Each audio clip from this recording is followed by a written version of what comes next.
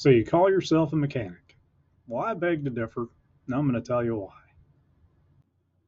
All right, so the so-called mobile mechanic trend is what I'll call it.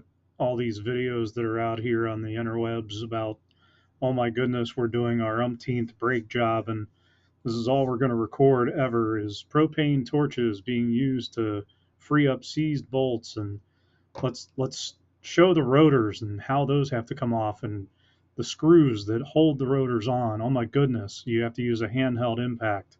The tools of the trade are out there and abundant. So I'm not so sure why we have all these videos depicting the same stories over and over again. It's mind numbing to me how much junk is out here. So, using an adjustable wrench every time you take a video and having your $20 tool set sitting off to the side in the camera's view as you're working on the front end of a car, but it's basically the same videos every time.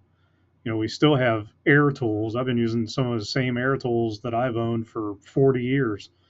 I've had many things, at least for the past 35 years, that I still use today.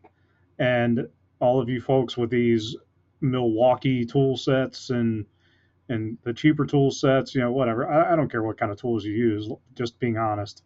Even if it's Harbor Freight, who cares? As long as you can get the job done and you're doing something decent, that's fine.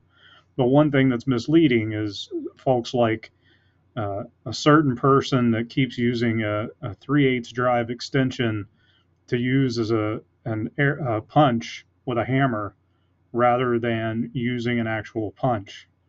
And then the other one is using a perfectly good bolt, even though it's going to round the threads and round the head of the bolt. He uses that as a punch in some of his videos. These things are just not what you would typically teach, whether it's a do-it-yourselfer or a fellow mechanic. That's not something you would share. So I think it's just a way to get extra views, but not necessarily meaningful content. That's what I think.